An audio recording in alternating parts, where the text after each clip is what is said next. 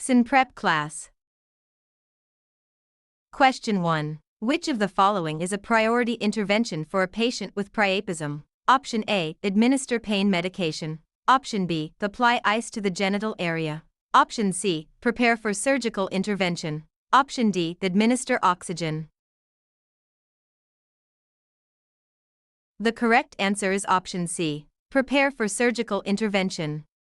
Priapism is a prolonged erection lasting more than 4 hours, which can lead to ischemic injury and permanent erectile dysfunction if not treated promptly. The priority is to prepare for interventions such as aspiration, irrigation, or injection of sympathomimetic agents. Pain management, A, and ice, B, may be used but are not the priority. Oxygen, D, is not the primary intervention.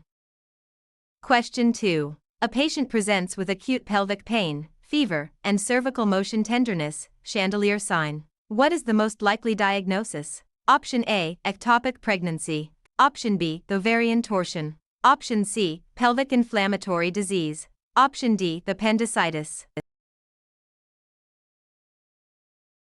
The correct answer is option C. Pelvic inflammatory disease. The classic triad of PID is pelvic pain, fever, and cervical motion tenderness, chandelier sign on bimanual exam. Ectopic pregnancy, A, would present with pain and bleeding but often no fever. Ovarian torsion, B, presents with sudden, severe unilateral pain without cervical tenderness. Appendicitis, D, presents with right lower quadrant pain. Question 3. A patient with a urinary tract infection presents with confusion and fever. What is the most likely diagnosis? Option A. Uncomplicated UTI. Option B. Pyelonephritis. Option C. Urosepsis. Option D. Interstitial cystitis. The correct answer is option C. Urosepsis. Confusion and fever in a patient with a UTI, especially in an older adult, suggests urosepsis. This is a life-threatening infection requiring immediate intervention. Uncomplicated UTI, A, does not cause confusion. Pyelonephritis, B, causes flank pain, fever, and chills. Interstitial cystitis, D, causes chronic pelvic pain. Stressed about your CEN exam? We can take CEN exam for you remotely and undetected. We always guarantee a pass and payments only after results. To send us an email, scan the code or tap the link in the description and let's get it done. Question 4. A patient presents with alcohol intoxication. Which assessment finding is most concerning? Option A. Slurred speech. Option B. Gait instability. Option C. Nystagmus. Option D. Decreased level of consciousness. The correct answer is option D. Decreased level of consciousness. Decreased level of consciousness is the most concerning finding in alcohol intoxication as it may indicate severe intoxication, hypoglycemia, head trauma, or other co-ingestions. Slurred speech, A, gait instability, B, and nystagmus, C, are expected signs of intoxication. Question 5. A patient presents with a patellar dislocation. The nurse should monitor for associated injury to the Option A, femoral artery. Option B, sciatic nerve. Option C, popliteal artery. Option D, tibial nerve. The correct answer is option C, popliteal artery. Patellar dislocation can cause injury to the popliteal artery, which lies behind the knee joint. The nurse should assess distal pulses and capillary refill. Femoral artery, A, is more proximal. Sciatic nerve, B, is more posterior. Tibial nerve, D, is also in the popliteal area but the popliteal artery is the most critical vascular structure. Question 6. A patient refuses treatment and wants to leave the ED against medical advice. What is the nurse's priority action? Option A. Let the patient leave. Option B. Notify security. Option C. Assess the patient's decision-making capacity. Option D. Restrain the patient. The correct answer is option C. Assess the patient's decision-making capacity. If a patient wants to leave AMA, the nurse must first assess whether the patient has the capacity to make informed decisions. If the patient is alert, oriented, and understands the risks, they have the right to refuse care. Notifying security, B, is only if the patient is a danger. Restraints, D, are not appropriate for a patient with capacity. Question 7. A patient with acute pancreatitis has the following labs. Which finding is most concerning? Option A, elevated serum amylase. Option B, elevated serum lipase. Option C, elevated blood glucose. Option D, decreased serum calcium. The correct answer is option D, decreased serum calcium. Hypocalcemia in acute pancreatitis is a poor prognostic sign. It occurs due to saponification of calcium with fatty acids in necrotic fat tissue. Hypocalcemia can also indicate severe pancreatitis with significant necrosis. While elevated amylase A and lipase B are diagnostic, they do not indicate severity. Elevated glucose C is common but less concerning than hypocalcemia. Question 8. Which nursing intervention is most important for a patient with an ING tube to low intermittent suction? Option A, change the ING tube every 24 hours. Option B, provide frequent mouth care. Option C, maintain the patient in a supine position. Option D, flush the tube every 8 hours with 50 ml of sterile water. The correct answer is option B, provide frequent mouth care. ING tube to suction can cause a dry mouth and sore throat. Frequent mouth care, including oral hygiene and moisturizing lips, is essential. The tube does not need to be changed daily. A. Supine position. C. Increases risk of aspiration. Flushing. D. Depends on hospital policy and should not use large volumes. Are you looking for CEN exam actual questions? Visit our website pokerexams.com to access CEN exam study guide with actual questions and answers. Scan the QR code or click the link in the description to get CEN exam answer key today. Question 9. Which of the following is a contraindication to the use of continuous positive airway pressure, CPAP, in a patient with respiratory distress? Option A, COPD exacerbation. Option B, hypoxemia. Option C, confusion or inability to protect the airway. Option D, mild asthma exacerbation. The correct answer is option C, confusion or inability to protect the airway. CPAP requires a patient who can protect their own airway. A confused patient or one with an unprotected airway is at risk for aspiration and should not receive CPAP. COPD exacerbation, A, is an appropriate indication, as are hypoxemia, B, and asthma exacerbation, D, with caution. Question 10. In triaging a patient with abdominal pain and a fever of 102 degrees Fahrenheit, the nurse should assign which triage category based on the Emergency Severity Index, ESI. Option A, ESI 1. Option B, ESI 2. Option C, ESI 3. Option D, ESI 4. The correct answer is option B, ESI 2.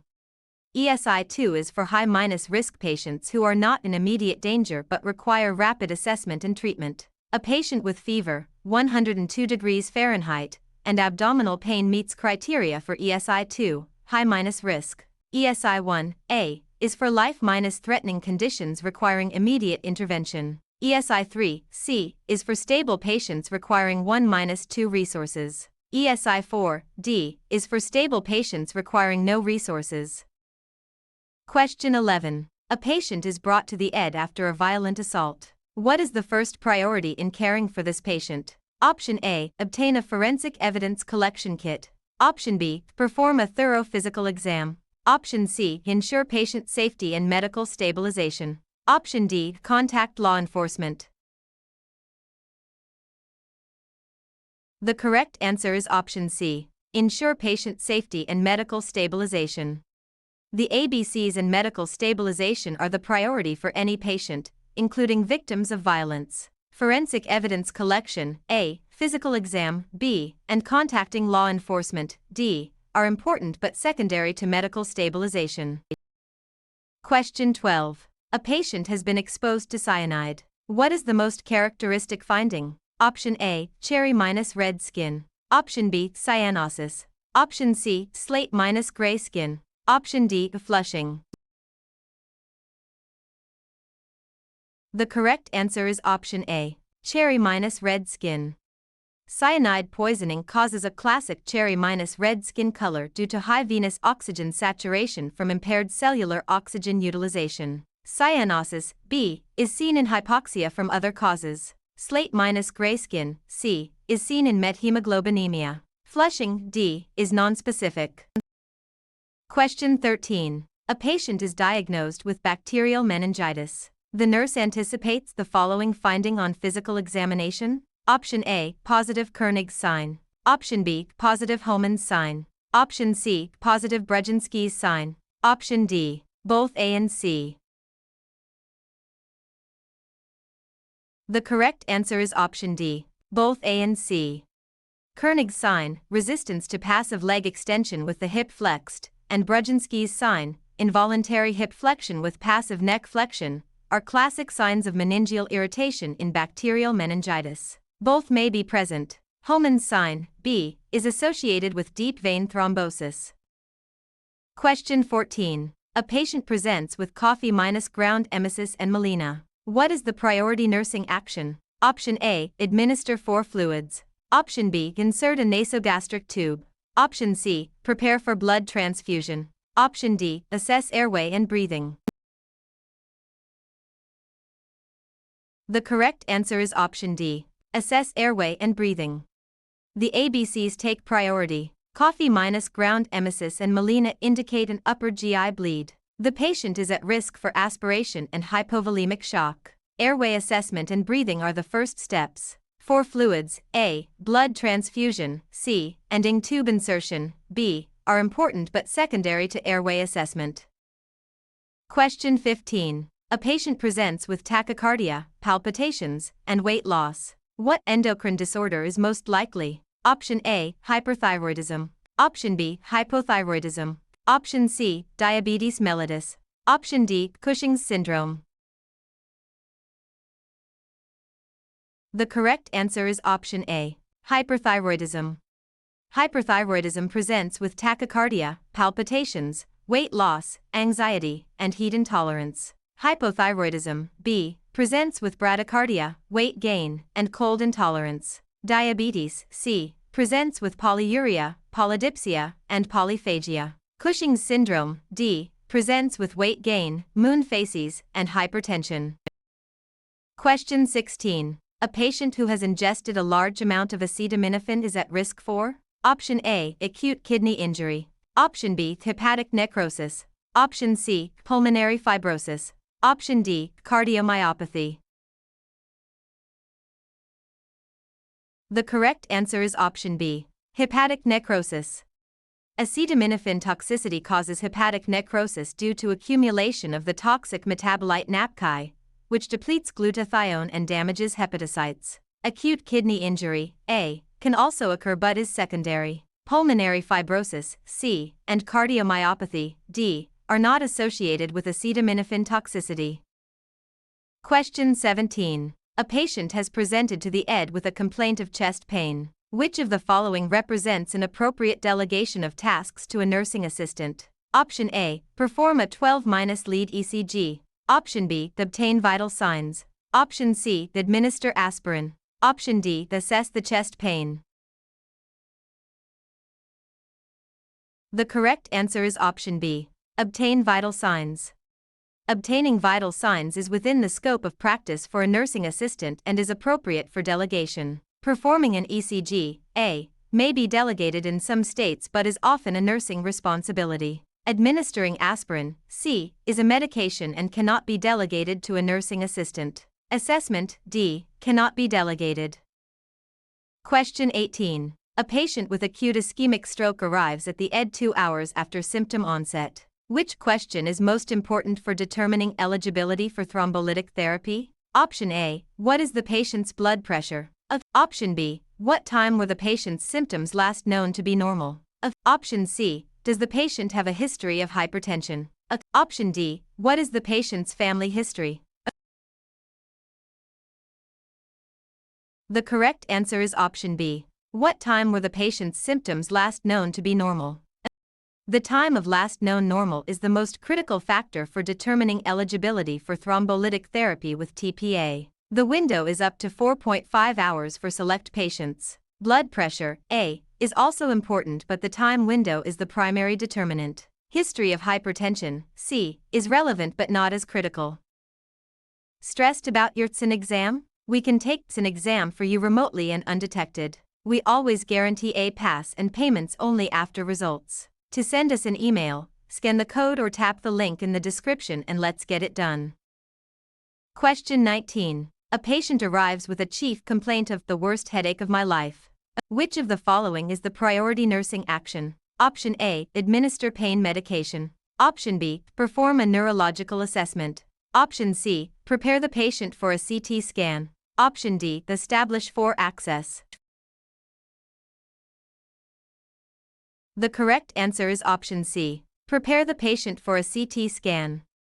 Worst headache of my life is a classic presentation for subarachnoid hemorrhage. A non-contrast CT scan is the priority diagnostic test. While neuroassessment, B, is important, the CT is diagnostic and should not be delayed. Pain medication, A, and for access, D, are important but secondary to diagnosis. Question 20. A patient at 34 weeks gestation presents with vaginal bleeding and abdominal pain. What is the priority nursing action? Option A, assess fetal heart rate. Option B, obtain maternal vital signs. Option C, prepare for emergency delivery. Option D, perform a pelvic examination. The correct answer is option B, obtain maternal vital signs. The ABCs and maternal stabilization are the priority. Vaginal bleeding in the third trimester may be from placental abruption or placenta previa. Maternal vital signs indicate hemodynamic stability. Fetal heart rate, A, is important but secondary to maternal status. Pelvic exam, D, is contraindicated until placenta previa is ruled out. Question 21. The nurse is caring for a patient who has been diagnosed with an advanced end-stage cancer. The medical team has suggested palliative care and hospice. Which of the following statements would be appropriate for the nurse to make when explaining the suggestion to the patient's family? Option A, palliative care begins with the initial diagnosis and continues through the end of life. Option B, the patient cannot change their end-of-life decisions once enrolled in hospice. Option C, there is an important legal distinction between withholding care and withdrawing care. Option D, a living will names a person to make medical decisions if the patient is unable to do so. The correct answer is option A. Palliative care begins with the initial diagnosis and continues through the end of life. Palliative care is appropriate at any stage of a serious illness, starting at diagnosis, and can be provided alongside curative treatment. It is not limited to end of life. Hospice is one type of palliative care for end of life. Patients can leave hospice at any time. B. Withholding and withdrawing care, C, are not what is being explained. A living will, D, is a legal document specifying treatment wishes, while a healthcare proxy names a decision-maker. Question 22. Which of the following is a classic sign of a hip fracture in an older adult? Option A, internal rotation of the affected leg. Option B, shortening and external rotation of the affected leg. Option C, adduction of the affected leg. Option D, flexion of the affected leg. The correct answer is option B, shortening and external rotation of the affected leg. A hip fracture typically presents with the affected leg shortened and externally rotated. The patient is unable to bear weight. Internal rotation, A, is more common in hip dislocation. Adduction, C, and flexion, D, are less specific findings. Question 23. During a disaster drill, which patient should be prioritized for evacuation? Option A, patient with a fractured femur who is stable. Option B, patient on a ventilator. Option C, patient with a minor head laceration. Option D, patient with a sprained ankle. The correct answer is option B, patient on a ventilator. In a disaster evacuation, patients who are ventilator-dependent are the highest priority due to their reliance on life-sustaining equipment and difficulty in moving them. Stable fracture patients, A, and minor injuries, C, D, can wait. Question 24. A patient is bitten by a venomous snake. What is the priority nursing action? Option A, apply a tourniquet above the bite. Option B, immobilize the affected limb. Option C, administer antivenom immediately. Option D, incise and suction the wound. The correct answer is option B, immobilize the affected limb. Immobilizing the affected limb and keeping it at or below heart level helps reduce venom spread. Tourniquets, A, are contraindicated as they can cause ischemia and tissue necrosis. Antivenom, C, is administered after assessment and only for systemic toxicity. Incision and suction, D, are no longer recommended and can cause further tissue damage. Question 25. A patient with a dog bite to the hand presents 48 hours later with redness, swelling, and purulent discharge. What is the most likely causative organism? Option A, Staphylococcus aureus. Option B, Pasteurella multocida. Option C, Streptococcus pyogenes. Option D, Bichnella corrodens. The correct answer is option B, Pasteurella multocida. Pasteurella multocida is the most common organism isolated from dog and cat bite wounds. It typically causes infection that appears within 24–48 hours with purulent drainage. Staphylococcus aureus, A, and Streptococcus pyogenes, C, are also common but less specific to animal bites. Bichnella corrodens, D, is associated with human bites.